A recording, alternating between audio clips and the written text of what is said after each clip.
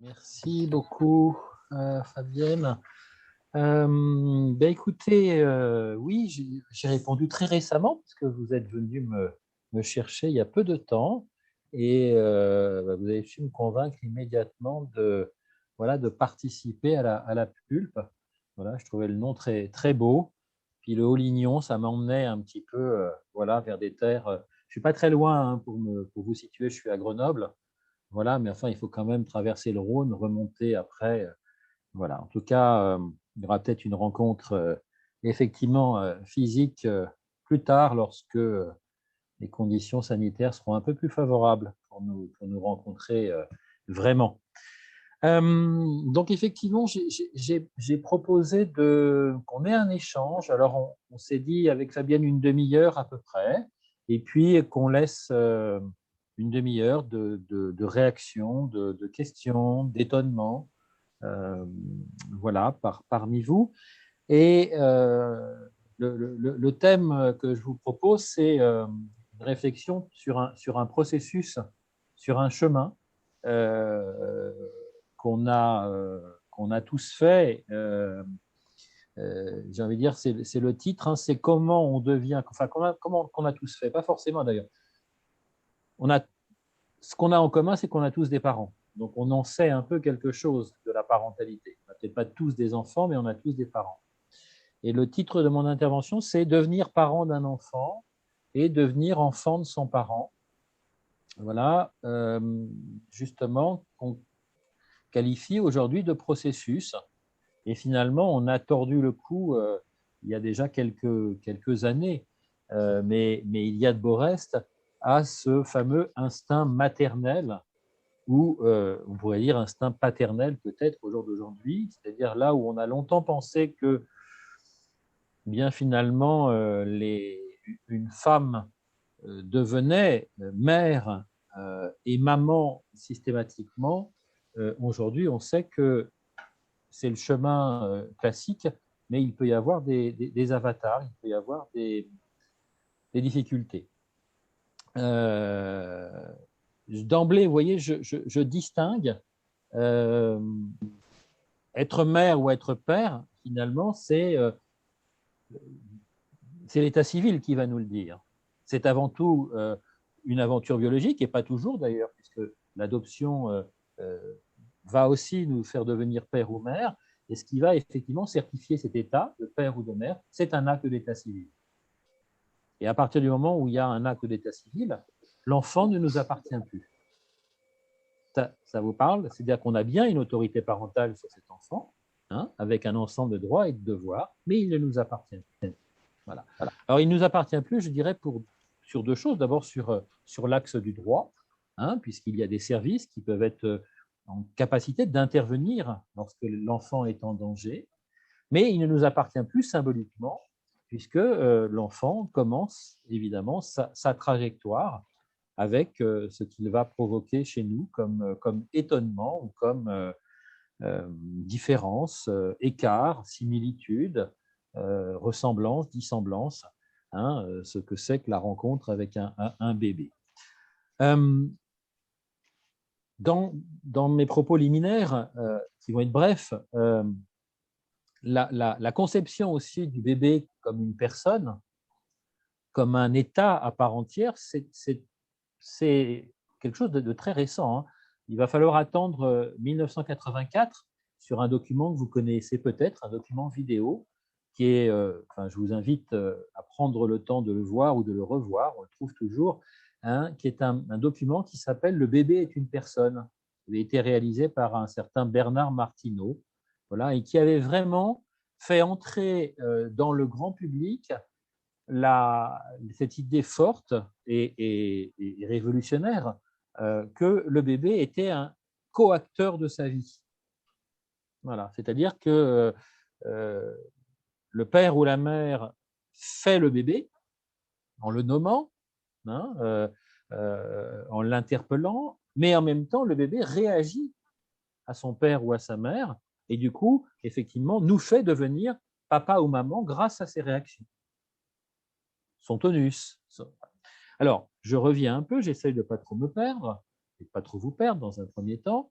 la différence entre père et mère, hein, on est père et on est mère à condition effectivement que ça soit inscrit sur un registre d'état civil, mais il y a une autre étape qui n'est pas systématique et qui est donc l'histoire d'un chemin et d'un processus avec ses avatars, c'est devenir papa ou maman de cet enfant. D'accord? Si on est père ou mère à tout coup, certains ne deviendront pas papa ou maman, ou le deviendront avec incertitude. Jusque-là, Bien. ça vous va. Bon, hein, voilà. Donc, on va tordre le cou à ce mythe de l'instinct maternel, qui d'ailleurs était une drôle de chose, qui aurait fait que toutes les mères deviendraient mamans automatiquement, et nous le savons effectivement que ce n'est pas si simple que ça. Donc, on va parler de ça. Et j'avais envie, moi, en vous rencontrant tout de suite, de vous lire un petit extrait très court, et qu'on ait déjà juste un micro-débat après. Je vous lis cet extrait et puis je vous lis ce que j'attends de vous. Comme on n'est pas très nombreux, je vois, il y a 13 participants, je pense qu'on va pouvoir accueillir un petit peu comme ça les premières impressions. Ce petit extrait, il est issu d'un ouvrage qui s'appelle Le bébé de Marie Darrieussecq, qui est un ouvrage qui est paru je vérifie, en 2002 et que vous trouvez en livre de poche maintenant, qui était paru au départ chez POL. Je vous lis ce petit extrait. Vérifiez pour la 10e fois que le biberon ne fuit pas, alors qu'il est déjà à demi fou de faim. Le savonner longuement avant qu'il hurle. Le vaporiser d'eau fraîche quand il s'y attend le moins. Rire quand il s'exaspère. Le rajuster quand il s'endort. Le moucher quand il s'amuse. Remplacer le bouchon qui le fascine par un stupide hochet neuf. Le serrer dans des couches trop petites parce qu'il faut bien finir le paquet, lui mettre un bonnet ridicule. Mais aussi, protéger ses yeux du soleil par de savantes rotations de la main, installer des architectures de linge sur sa poussette, traquer le moustique, prévenir le courant d'air, lui caresser le front en murmurant des chansons pour éloigner les cauchemars, le faire rire en inventant des bruits, des grimaces et des danses, arrêter de fumer, lui faire sentir les roses, le plonger dans des bains tièdes quand il fait chaud, dans des bains bien chauds quand il fait froid, le masser à l'huile d'amande douce, ne pas lui infliger le sirop qu'il déteste, le bercer jusqu'à la crampe, l'endormir dans nos bras quand nous piquons du nez, souhaiter la mort du pharmacien qui n'a pas commandé le bon lait, trouver de la force quand nous n'en avons plus, le pire et le meilleur, en nous, il le révèle. Et du coup, après ce petit extrait, le pire et le meilleur en nous, il le révèle, ce bébé, j'avais envie de recueillir comme ça, mais vraiment un petit peu à l'emporte-pièce, avec cette expression qu'ont les Québécois, j'en faisais part tout à l'heure à Fabienne, c'est ce petit extrait, c'est qu'est-ce que ça vous fait en dedans? Voilà, c'est un peu vos résonances, là, tout de suite, s'il y en a. Un mot, une émotion, une impression. Je vous cueille à froid, là, hein. Je ne vous avais pas prévenu. Hein. Moi, je dirais du vécu sur l'inventaire. Oui, Du vécu. Du vécu, d'accord. Ça fait des échos. Qu'est-ce qui vous vient encore comme ça? On va rester 2-3 minutes, puis je vais filer mon propos, mais voilà, c'est une façon de nous réunir là, autour de cet extrait.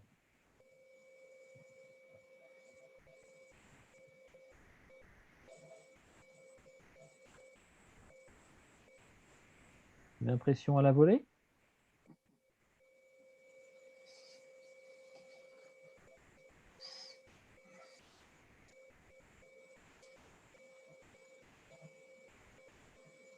Bon, vous voulez que j'associe alors? Alors, écoutez, je vais poursuivre et puis peut-être que le débat tout à l'heure permettra d'y revenir à cet extrait. Et pour d'ailleurs terminer mon intervention, je vous relirai un court passage du bébé à la fin de mon intervention.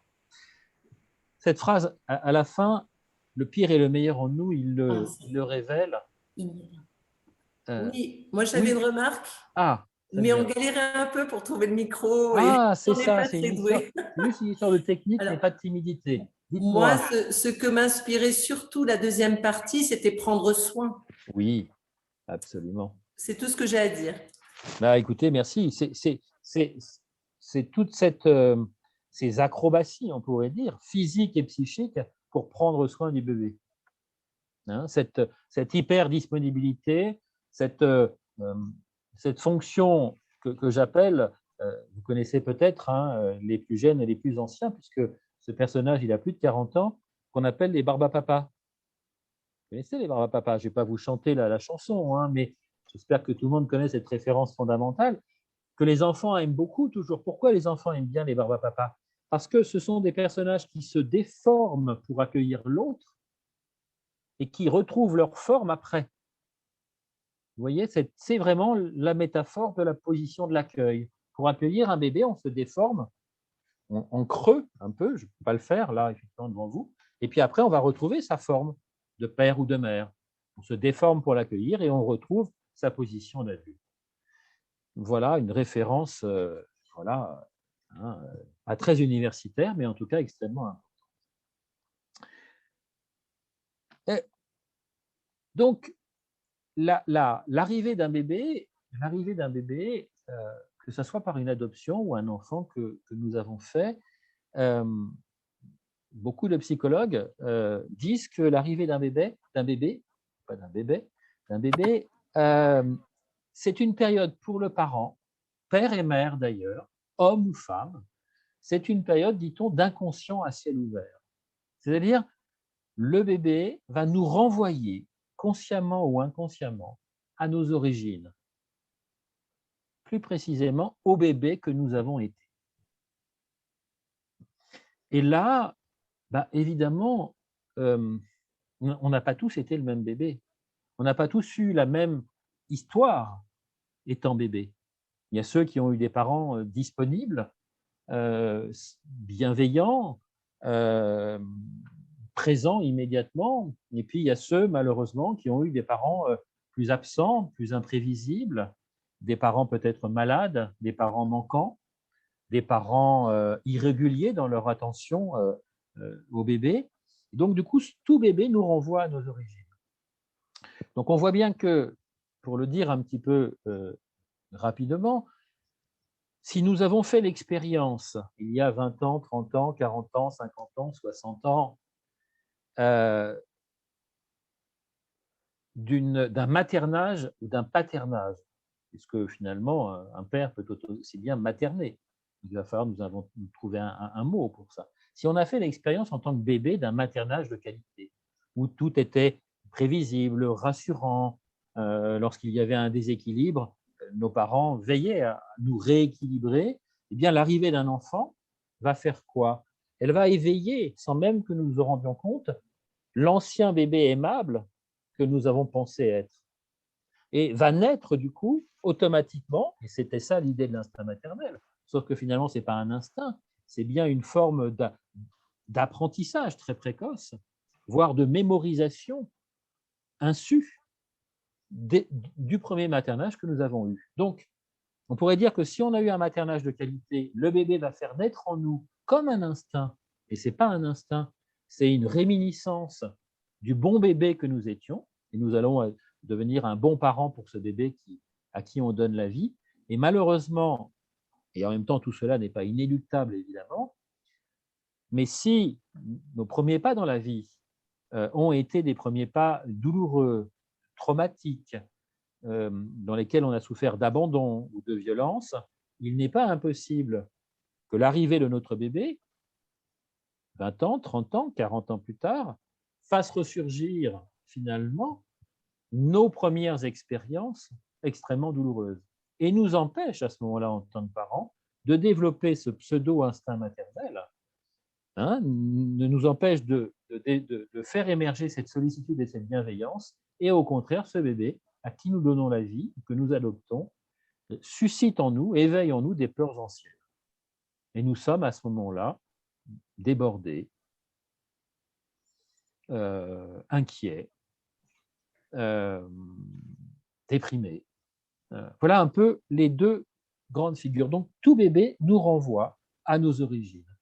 Et l'arrivée d'un bébé, c'est une période, dit-on, je le répète, d'inconscient à ciel ouvert. Ce qui était caché ou tu jusque-là réémerge de façon extrêmement forte. Si vous avez été parent, et si vous êtes parent, vous savez, si vous faites retour, Fabienne parlait de vécu, souvenez-vous quand même que tout bébé fait surgir en nous des émotions puissantes, avec des vagues. C'est un peu le grand 8 émotionnel, le bébé. C'est des moments où on trouve que c'est la plus belle période de la vie, puis à d'autres moments, on a peut-être envie de le jeter par la fenêtre.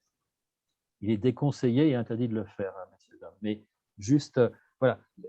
Vous voyez, voilà. Alors, le bébé, finalement, à qui on donne la vie, ou qu'on adopte, qui devient notre bébé, il va faire surgir, mais de façon tout à fait inconsciente la plupart du temps, ce bébé qu'on a été. Alors, il y a 3 bébés qu'on a été, finalement. Il y a vraiment, je dirais, le bébé qu'on a été. C'est le bébé lorsque nos parents nous ont raconté ce qu'on était. Tu étais un bébé qui dormait bien, tu étais un enfant paisible, ou au contraire, tu mangeais goulûment. Voilà, ça c'est le bébé qu'on a été. C'est le bébé qu'on nous a raconté, puisque vous savez qu'on n'a pas de souvenir conscient des 2 premières années de la vie. On n'a pas de souvenir conscient durant la période préverbale, donc pendant 24 mois à peu près. Pas de souvenir conscient, et pour autant plein de souvenirs émotionnels, corporels, intracorporels. Donc il y a le bébé qu'on a été, voilà, celui qu'on nous a raconté. Alors, voilà, là-dessus, c'est tout à fait injuste aussi, puisque parfois, nos parents vont dire qu'on a été un bébé magnifique, et d'autres fois, vont nous dire des choses parfois moins sympathiques, qu'on est arrivé au mauvais moment, qu'après notre naissance, notre père a été au chômage, que, vous voyez, faisant porter sur nous des responsabilités, bien sûr, qui ne nous incombent pas. Il y a un deuxième bébé aussi, c'est le bébé qu'on aurait aimé être. D'accord ? Voilà, on a ça aussi au fond de nous, si on creuse un peu. Voilà, j'aurais aimé être ce bébé-là, parce que peut-être j'aurais rendu mes parents plus confortables, peut-être que ça aurait été mieux, peut-être.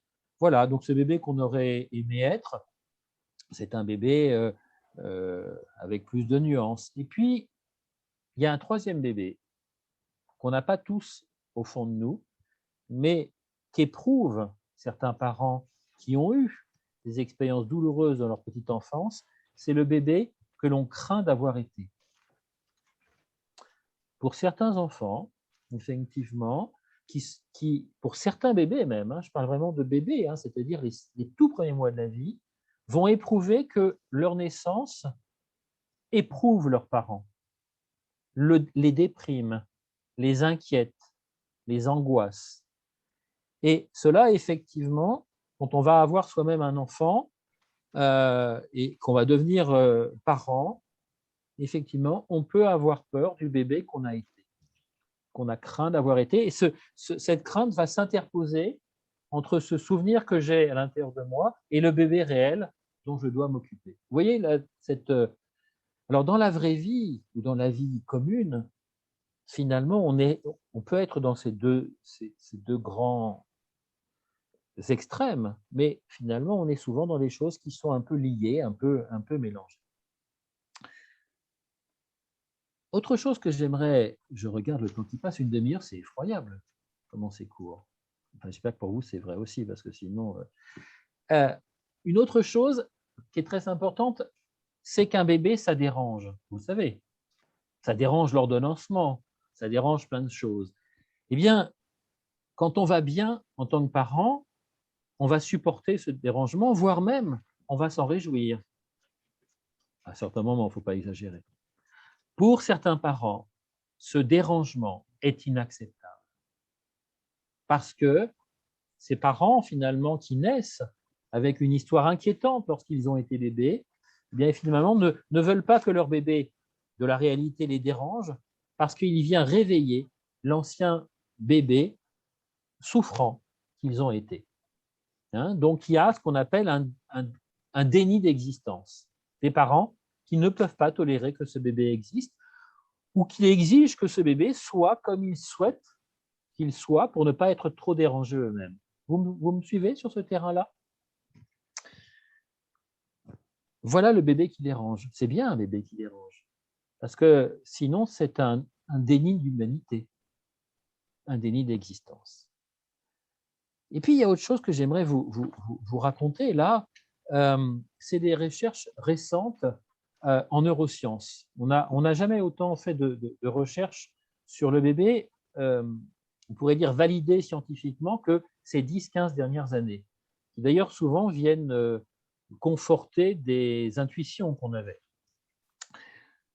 Le bébé humain, c'est, paraît-il, le seul mammifère qui naît avec un cerveau qui n'est pas terminé. La plupart des mammifères naissent avec un cerveau qui est quasiment terminé immédiatement. C'est une question de survie. Le bébé gnou, je ne sais pas s'il y a des gnous dans le Haut-Lignon, je ne crois pas, pas encore. Le réchauffement climatique, c'est un peu trop tôt. Le bébé gnou, il faut qu'il soit autonome dans la demi-heure qui suit. Sinon, il va se faire boulotter.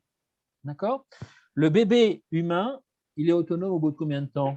35, 40 ans? Non, j'exagère. 25 ans. Hein? Oui, le bébé humain, concrètement, son cerveau sera totalement fini qu'à l'âge de 25 ans. Totalement fini qu'à l'âge de 25 ans. Et surtout, ce que l'on sait aujourd'hui, c'est ce qu'on appelle la néoténie, c'est que le cerveau du bébé va se développer plus longtemps à l'air libre que dans la vie intra-utérine. Le cerveau du bébé va se développer durant 9 mois quand tout va bien dans le ventre maternel, mais va se développer de façon extrêmement importante durant 2 ans dans ces 2 premières années de la vie. Et puis après, ça va continuer, mais les 2 premières années de la vie vont être extrêmement importantes. Ça veut dire quoi, ça? C'est ce qu'on appelle l'épigénétique. Vous voyez, le génome humain, épigénétique, c'est ce qui est autour de la génétique. C'est l'influence donc de l'environnement sur le développement du cerveau humain. C'est tantôt une chance, tantôt un risque. Parce que le fait que le cerveau humain le cerveau du bébé continue à se développer à l'air libre. Ça veut dire que si ce bébé se développe dans un milieu suffisamment bon, les capacités du cerveau humain sont quasi infinies. Et quand je parle de capacités du cerveau humain, je ne parle pas uniquement des capacités intellectuelles, je parle des capacités émotionnelles, sociales, relationnelles, affectives, perceptives. C'est ça notre cerveau. Ce n'est pas uniquement pour avoir le bac. Enfin, j'espère, sinon quelle tristesse. C'est bien plus que ça. Donc, pourquoi je dis c'est une chance et un risque? C'est une chance parce que si l'environnement est suffisamment bon, notre cerveau va se développer. Et nous allons développer toutes ces qualités humaines de l'écoute, de l'empathie, de l'exploration, de la découverte, de l'appétit. L'appétit de découvrir le monde, l'appétit de lire, l'appétit d'entrer en relation, la capacité de tomber amoureux. Voilà, vous vous souvenez? Non, excusez-moi, je ne vais pas pas savoir si c'est loin ou pas lointain, on ne se connaît pas encore assez. C'était pour vous réveiller. Mais ça, c'est la chance. Le risque, c'est quoi? Bien, le risque, c'est évidemment que, puisque l'environnement, l'épigénétique est aussi important pour le bébé humain, pour le cerveau du bébé humain, c'est que si l'environnement n'est pas bon, voire même est catastrophique, c'est que le bébé est en grand risque majeur dans son développement. Il peut en mourir ou il peut souffrir, le mettant à un moment donné dans son développement, dans des difficultés intellectuelles, dans des difficultés sociales et relationnelles, dans une souffrance de vie. Donc on a un bébé humain que l'on sait aujourd'hui extrêmement dépendant de son environnement. C'est une chance et c'est un risque. mais c'est aussi du coup une sacrée responsabilité qui pèse sur les épaules des parents. Peut-être valait-il mieux ne pas le savoir. Alors, ce n'est pas vrai. Je pense qu'effectivement, au contraire, ça nous permet de mettre en place de la prévention, de l'accompagnement périnatal très précoce, justement, pour améliorer l'environnement. Mais je dirais que dans une période, par exemple, dans laquelle nous vivons, c'est une période plutôt stressante, pour les raisons que nous connaissons, eh bien, évidemment, on sait aussi par les nouvelles recherches en neurosciences que lorsqu'un parent est stressé, au quotidien, bien entendu, eh bien, ses qualités d'empathie baissent en même temps que son niveau de stress augmente. Donc, vous voyez là aussi que la qualité d'empathie, c'est la qualité d'accueil des émotions du bébé. C'est le repérage de ses besoins fondamentaux. Donc, un parent trop stressé est un parent qui va perdre en qualité d'écoute de son bébé. Et forcément, si ce stress dure, insiste très longtemps, et qu'il n'y a pas un autre pour contrebalancer ce parent qui va mal, le bébé va effectivement en souffrir. Donc, ce que je suis en train de vous dire là, ce que je suis en train d'essayer de vous dire, c'est que finalement, pour être un parent suffisamment bon, il faut avoir été un enfant suffisamment aimé. Alors, je vais moduler mes propos, parce que sinon, vous pourriez entendre ça du côté de la fatalité. C'est terrible. Non. Bien sûr, l'idéal, c'est qu'on ait rencontré très précocement des figures d'attachement parental aimantes et bienveillantes. J'espère que c'est votre cas. Mais heureusement, chemin faisant, on peut aussi rencontrer d'autres figures d'attachement plus tard, vous voyez, qui vont venir compenser, réparer cette dose d'amour que nous n'avons peut-être pas eue lorsque nous étions bébés. Et je crois qu'il faut en même temps avoir de la lucidité et de l'espoir, savoir quand même que ce qui n'a pas été donné très précocement pourra se récupérer en partie. Puisque du coup, il restera quand même chez le bébé qui a souffert d'un déficit d'accompagnement une plus grande vulnérabilité. Alors peut-être même une plus grande richesse. Certains sont devenus des grands artistes avec ça. Il y a des grands peintres, des grands écrivains qui ont manqué d'amour étant petits. Cela, c'est génial. Ils ont sublimé, ils ont transformé le plomb en or. Mais c'est quand même un foutu chemin pour y arriver. C'est quand même un sacré combat. C'est moins simple. Jusque-là, ça va? Bon. Qu'est-ce que j'ai envie de vous dire? Encore plein de choses. Ah oui, moi j'aime bien cette phrase-là. J'aimerais vous la faire partager. C'était une phrase. Donc moi je suis psychologue, mais avant d'être psychologue, j'étais éducateur spécialisé. Et c'est un professeur de psychologie en école d'éducateur qui m'a donné envie de devenir psychologue. Et il a eu cette phrase, moi qui m'a ouvert des horizons insoupçonnés, il y a de ça plus de 30 ans. Il nous a dit un jour, l'amour ne continue d'unir que s'il n'a de cesse de séparer. L'amour ne continue d'unir que s'il n'a de cesse de séparer. Alors ça veut dire quoi cette affaire-là? D'abord, il ne faut pas confondre séparation et rupture. Ça vous parle? Je parle bien de séparation. La séparation, c'est une aventure humaine au quotidien. Pour venir m'écouter, enfin, remarquez que vous n'avez pas été certainement très loin là aujourd'hui, mais pour vous rendre disponible, en tout cas à mon écoute, vous vous êtes séparés, momentanément probablement, de celui que vous aimez. Vous vous êtes offert un temps pour vous. C'est ça la séparation. La séparation, c'est je vais faire une activité et pendant ce temps-là, je me sépare de l'autre que j'aime et je vais le retrouver.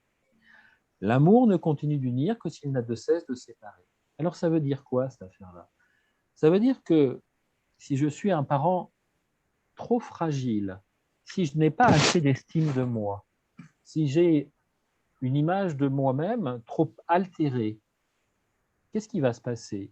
Je vais demander, inconsciemment bien entendu la plupart du temps, à mon bébé, puis à mon enfant, de ne jamais se séparer de moi, puisque sans lui, je ne suis plus rien. Vous voyez, ce bébé qui est conçu pour des parents très fragiles on pourrait dire comme un point de compression. C'est quand on a une hémorragie, on fait un point de compression et on arrête l'hémorragie. Quand on a une hémorragie d'amour, je ne sais pas si ça vous est arrivé, ça fait mal, hein, quand on a une hémorragie d'amour, on ne peut pas faire un point de compression comme au SAMU, ça ne marchera pas. Eh bien, on peut faire un enfant où on peut demander à cet enfant de s'installer là où mon amour s'en va. Vous voyez ce que je veux dire? C'est la complétude. Je demande à mon bébé de remplir le trou de l'amour qui s'en va en moi. Et si je demande cela à mon enfant, je ne lui permets pas de se séparer. Je ne lui permets pas d'être, je ne lui permets pas de trouver sa trajectoire et je ne lui permets pas de se différencier. L'amour ne continue d'unir que s'il n'a de cesse de séparer. Moi, je dis toujours qu'on pourrait mettre ça au fronton des crèches ou au fronton des chambres à coucher. Mais voilà, après, vous n'êtes pas obligé de le faire non plus dès ce soir. Hein. Voilà, parce que ça, c'est valable tout au long de la vie, évidemment. Hein, qu'on soit un bébé, qu'on soit un adulte, hein, et quel que soit notre âge, finalement, hein, cet amour qui est dans la fusion est forcément un amour destructeur. Cet amour qui permet des allers-retours, qui permet de se séparer pour mieux se retrouver, c'est un amour fondateur. Voilà, je vous laisserai réfléchir à vos amours, mais après, tout à l'heure, hein, quand je serai plus là, quoi. Quelques mots encore, parce que je vois qu'il est 35, mais je savais que je n'aurais pas assez de temps. Qu'est-ce que j'ai envie de vous dire? J'essaye de... Si, j'ai peut-être envie de, je ne sais pas, vos métiers, ce que vous faites, ce que vous avez fait, ce que vous ferez, et c'est très bien ainsi. Mais comment, vous savez qu'aujourd'hui pèse sur les épaules des parents une très lourde responsabilité. Nous sommes dans une société d'une logique de performance, vous l'avez compris. Il faut être beau, jeune, en permanence, intelligent. Hein, ça vous parle, ça fait quand même une trentaine d'années qu'on nous demande ça. C'est un poil fatigant quand même. Hein.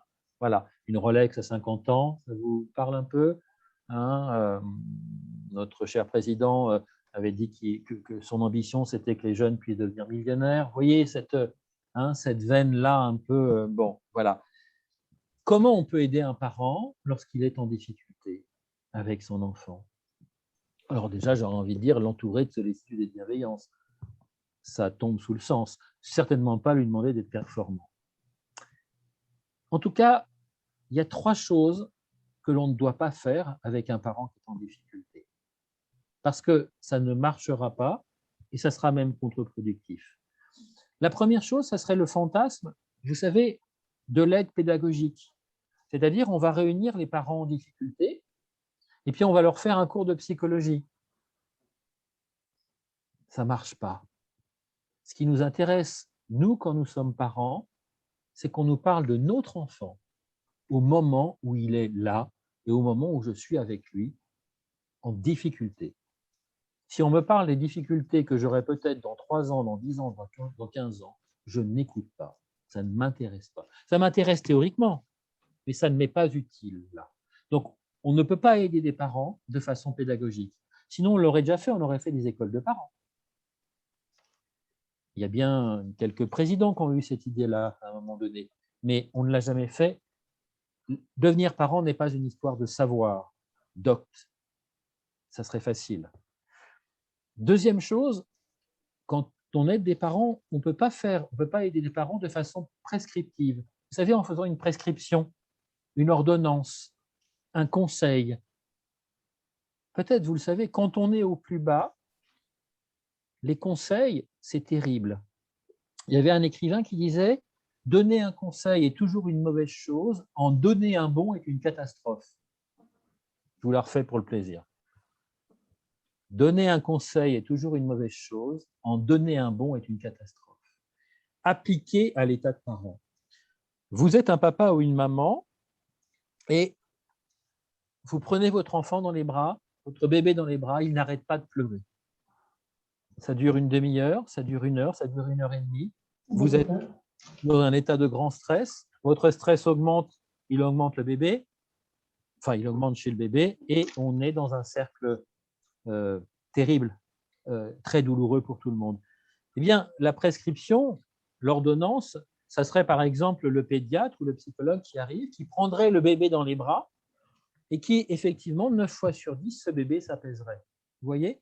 Et la personne, la maman ou le papa en difficulté se dirait, mais si finalement c'est si simple que ça pour un autre, pourquoi moi je n'y arrive pas? Vous voyez pourquoi le conseil, qu'il soit donné par les mots ou par les gestes, finalement, m'écrase plus encore que l'absence de conseil. Si c'est si facile pour lui, pourquoi c'est si difficile pour moi? Donc, la question du conseil, effectivement, est très difficile. Donc, voilà un petit peu les deux écueils. On ne peut pas aider un parent dans une dimension pédagogique ou dans une dimension prescriptive. Alors, comment on fait? Il y a des lieux qui ont été créés pour ça. Je ne sais pas s'il y en a sur votre territoire, mais des maisons de la parentalité, des maisons vertes, des choses où on va vivre ensemble des moments partagés, mais certainement pas dans le conseil, au sens de la dissymétrie et de l'écrasement, de la notion descendante, donc ni dans le côté pédagogique, ni dans le côté prescriptif.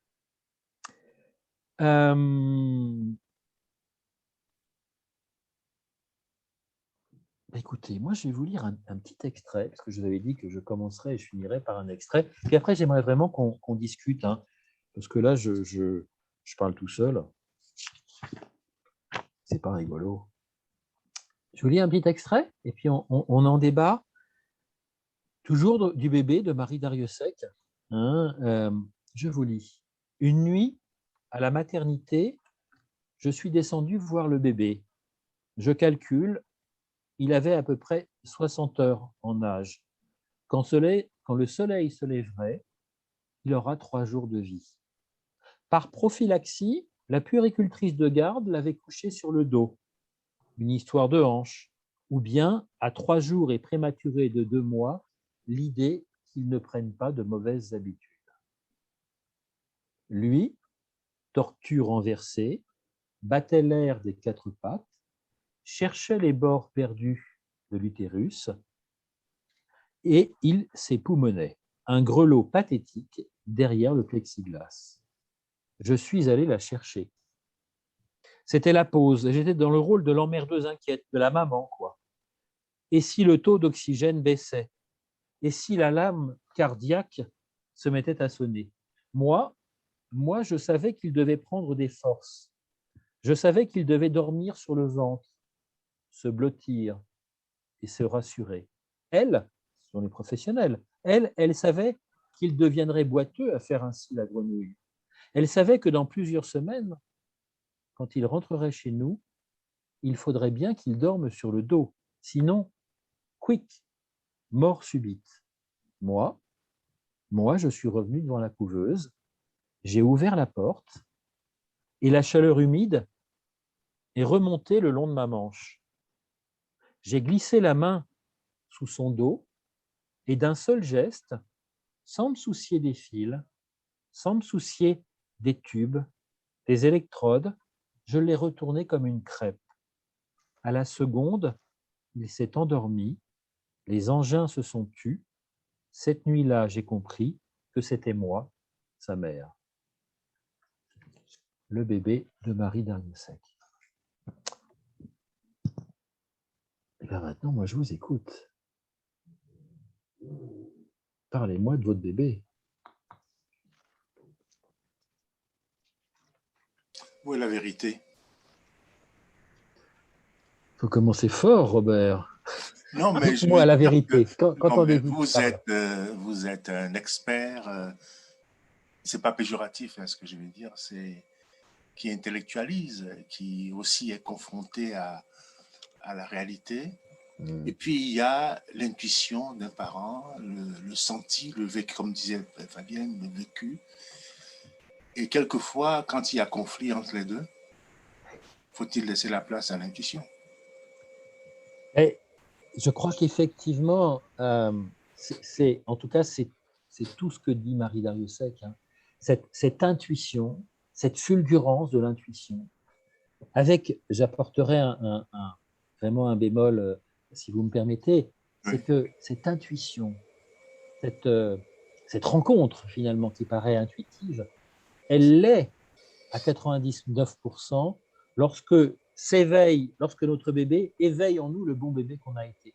Pour certains parents rares, et c'est toute la problématique de la protection de l'enfance dont on entend beaucoup parler aujourd'hui dans les médias, c'est que si j'ai été un enfant mal mené et maltraité, malheureusement, cette intuition, je ne pourrai pas, elle n'apparaîtra pas. Mais la plupart du temps, elle apparaîtra. Et vous m'inspirez parce que je dirais que faire grandir un enfant, c'est à la fois être dans l'espoir, voilà, dans l'espoir qu'il va grandir, s'en sortir, trouver des ressources. Voilà, c'est la question de l'espoir, de la confiance, donc effectivement. Et puis en même temps, c'est la question de la lucidité. Et quand on est parent, vous savez, on navigue en permanence entre cette lucidité et cet espoir. La lucidité, c'est pouvoir aussi repérer quand un enfant a des besoins spécifiques pour les lui apporter. L'espoir, c'est de penser qu'il va pouvoir aussi répondre et trouver de lui-même et un peu avec nous des appuis pour s'en sortir. Voilà. Mais bien sûr, la question de l'intuition, c'est une très Mais belle... ce que je voulais dire, je crois que vous avez touché du doigt le problème, c'est que il y a de l'angoisse chez la mère. Et l'angoisse est là aussi. Elle ne sait pas si elle fait bien. Elle ne sait pas le risque qu'elle prend. Mais en même temps, il y a cette voix intérieure qui lui dit c'est ce qu'il faut faire. Mais il y a le sachant, il y a celui ou celle qui sait, qui dit non, il ne faut pas faire ça, il faut faire comme ça. Et l'éducation aussi, en tout cas l'éducation, l'apprentissage chez un bébé, c'est aussi des pas de côté que les parents font aussi, de temps en temps. Ils font des pas de côté parce que ils sentent qu'il faut faire ça, quoi. Et quelquefois, je crois que c'est le côté démuni aussi des parents par rapport à ce que peut être un bébé dont on ne connaît pas tout le mécanisme. Un bébé, c'est à la fois un être aussi intime qu'aussi étrange. Et vous parlez d'angoisse, et je suis absolument d'accord avec vous. Le bébé est un sujet angoissant, et certainement que nous sommes un sujet angoissant, nous parents, pour le bébé. Bien sûr. L'angoisse, elle va s'apaiser au fil du temps. Oui. C'est une histoire de rencontre, hein, qui va se faire ou qui ne se fait pas. La plupart du temps, elle se fait d'ailleurs, mais elle peut ne pas se faire. Est-ce que je peux dériver sur un terrain qui est peut-être le vôtre aussi, hein, de dire que il y a le bébé occidental, puis il y a des autres bébés qui ne sont pas dans le même cycle d'évolution et qui sont peut-être moins angoissés ou angoissants aussi parce qu'ils sont entourés par d'autres que les parents géniteurs immédiats. Vous voyez ce que je veux dire? Oui. Moi, je viens d'une culture où c'est vrai que les parents sont présents, mais les tantes et les oncles sont encore plus présents et contribuent aussi à rassurer l'enfant et à l'équilibrer, à lui donner un champ de comment dire, d'existence beaucoup plus rassurant, quoi. Plus large. Et que j'ai l'impression que par moment, on a tendance à culpabiliser un peu plus les parents ici parce qu'ils sont démunis. Donc, on les rend coupables de tous les maux, alors qu'ils auraient besoin un peu plus de paix, d'équilibre, d'aide aussi, parce que être bébé, être parent en Occident, c'est pas simple. Hein. Oui, mais je suis complètement d'accord. Aujourd'hui, pèse, je l'ai dit tout à l'heure, mais un peu rapidement, pèse sur les parents une responsabilité écrasante. Ils doivent être des éducateurs, ils doivent être des parents, ils doivent être, et seuls bien souvent, dans une société très éclatée, où les grands-parents, les tantes, les oncles, vous l'évoquiez, sont souvent très loin. Et effectivement, et on est dans une grande solitude. Et puis, ça m'évoque autre chose, vos propos passionnants, vous voyez, c'est aussi la conception du bébé. en Occident, on va le dire un peu rapidement, le bébé, il arrive et on lui donne un nom, un prénom qu'on va inventer de toutes pièces. Dans certaines cultures dites traditionnelles, on ne va pas faire comme ça. Le bébé naît, mais on ne lui donne surtout pas de prénom. On va attendre. On va se mettre autour de lui et puis on va se dire, bah, tiens, moi, il me rappelle. Un ancêtre. Eh oui, un ancêtre. Et au bout de quelques jours, il ne faut pas attendre trop longtemps, mais finalement, on ne va pas lui donner un prénom. On va se dire, c'est effectivement un enfant ancêtre. Alors, on va lui donner le prénom de l'ancêtre. Parce que si on se trompe de prénom, on va le tromper lui aussi. Et il va aller mal. Vous voyez, deux conceptions, effectivement, totalement différentes du bébé. Voilà, c'est des belles histoires. Mais effectivement, d'un côté, une culture traditionnelle où on voit bien que tout de suite, on inscrit l'enfant dans la généalogie et on l'ouvre effectivement à beaucoup d'adultes qui peuvent s'occuper de lui. Et dans une culture occidentale poussée au culte de la performance, un parent seul qui doit tout faire. Hein, on sait que maintenant, pour trouver du boulot, il suffit de traverser la rue. Hein, il y en a un qui nous l'a dit il n'y a pas longtemps. Hein. Eh bien, pour être parent, il suffit de mettre au monde un enfant et tout seul, on doit y arriver. C'est bien sûr plus compliqué que ça. Merci beaucoup, Robert, pour vos chemins de dérive. Non, mais c'est juste parce que j'ai été pendant X années enseignant et que j'ai été confronté à ce questionnement. Oui. Comment s'occuper d'un enfant dans une classe?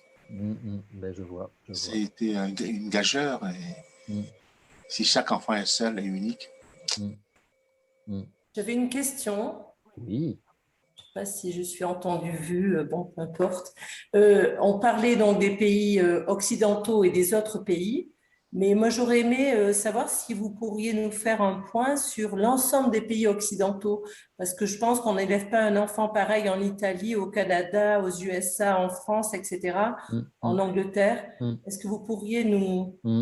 Dans le Haut-Lignon, ou oui, grenobloise. Alors, comment répondre à cette délicate question? J'y répondrai par il y a un document qui est sorti, qui vous est accessible, alors voilà, qui est accessible sur le net, qui s'appelle Les besoins fondamentaux de l'enfant, qui est un document ministériel qui est sorti en 2017. Voilà, les besoins fondamentaux de l'enfant. Et c'est un document remarquable parce qu'il, j'espère en partie répondre à votre question, il définit 7 besoins fondamentaux universels. Je dis bien universels, c'est un grand risque d'aller du côté de l'universalité. Mais il précise que tous les enfants du monde ont besoin qu'on réponde à ces 7 besoins, mais que la façon dont on va y répondre va bien sûr différer d'une culture à une autre. Le portage de l'enfant, par exemple, dans les bras, va être très différent sur les hauts plateaux andins que effectivement à Paris ou ainsi de suite. Donc, moi, je trouve cette idée extrêmement intéressante parce qu'elle nous dit que tous les enfants du monde ont les mêmes besoins, et ça me paraît évident. Ces besoins, je n'ai pas tous les cités, mais c'est des besoins affectifs, c'est des besoins, le besoin d'un cadre de contrôle, de protection, c'est des besoins vitaux, c'est des besoins affectifs. Donc, tous les enfants du monde ont ces besoins, évidemment. Mais la façon dont on va y répondre, cette façon va être différente. D'ailleurs, pas que d'un pays à un autre, à l'intérieur même de la culture familiale. On ne va pas élever le même enfant en fonction de notre culture. Si je suis effectivement issu d'un milieu ouvrier ou d'un autre milieu, si je crois à la permaculture ou voilà. Voilà. Donc moi j'y répondrai comme ça. Ayons en tête quand même, et allez voir je reviendrai vous en parler, mais de ces 7 besoins fondamentaux, mais de cette chance, de ce droit que pour y arriver, chacun va y trouver effectivement sa forme, sa façon, sa patte. Mais il faudra y répondre à ces besoins. Et en France, l'autorité parentale, qui est un ensemble de droits et de devoirs, nous donne des droits, mais nous oblige effectivement à répondre à ces besoins fondamentaux de l'enfant. Trop souvent seul, je rejoins encore une fois Robert sur votre intervention tout à l'heure. Ai-je répondu un petit peu à votre question? Oui, oui, c'était très bien. Je n'attendais pas forcément ça. J'avais entendu parler du Canada et de son accompagnement, enfin son regard et son observation sur les familles. Parce qu'on ne laisse pas des enfants petits être maltraités par les parents. Bon, j'ai eu qu'un seul témoignage, mais enfin, on demande aux parents d'être un peu accompagnés de professionnels si on voit que les parents ne sont pas justement de bons parents, quoi. Ou des parents en difficulté. Donc là, c'est vrai qu'on se retrouve face aux professionnels et aux parents qui ne savent pas, mais c'est peut-être un moindre mal que de laisser un parent tout seul déraper.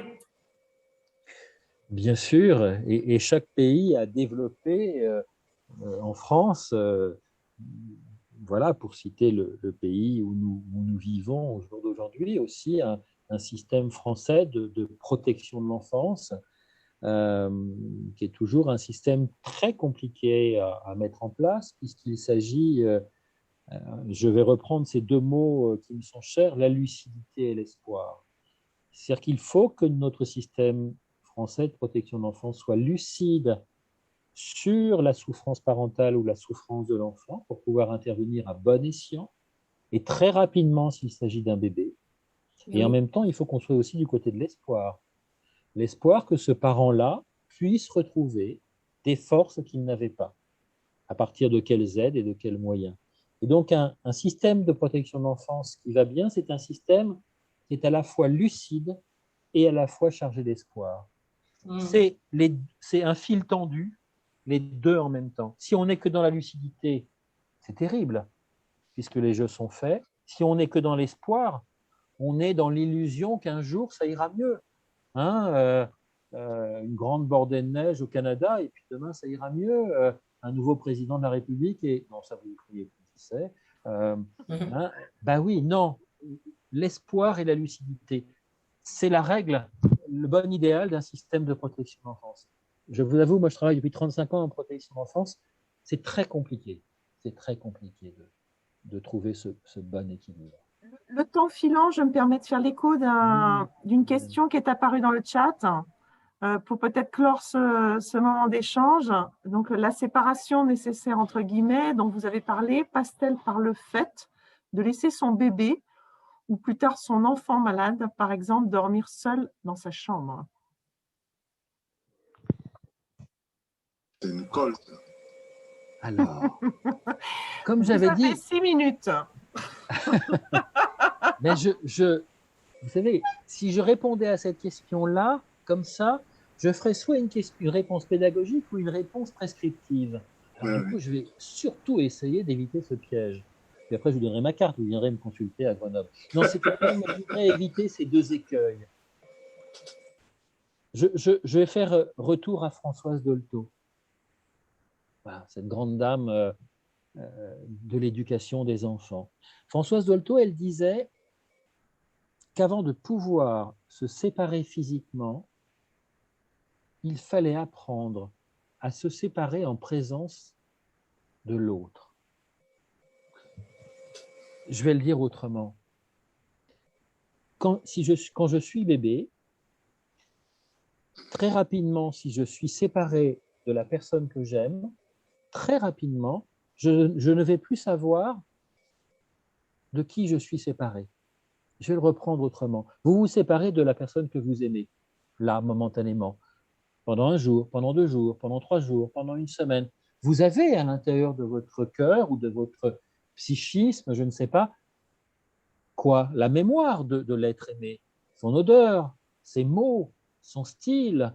Voilà, donc vous êtes séparé de l'autre, mais vous savez comment le retrouver, puisqu'il existe encore en vous. Le bébé, lui, très rapidement, il sait qu'il a perdu celui qu'il aime, mais il ne sait plus effectivement qui il a perdu. C'est pour ça qu'à la crèche, on donne aux petits-enfants, et ils arrivent eux-mêmes, même avec des photos, avec un doudou, avec un un objet qui sent l'odeur de papa ou de maman, pour permettre à ce bébé de savoir que, même séparé, il pourra retrouver la personne qu'il est.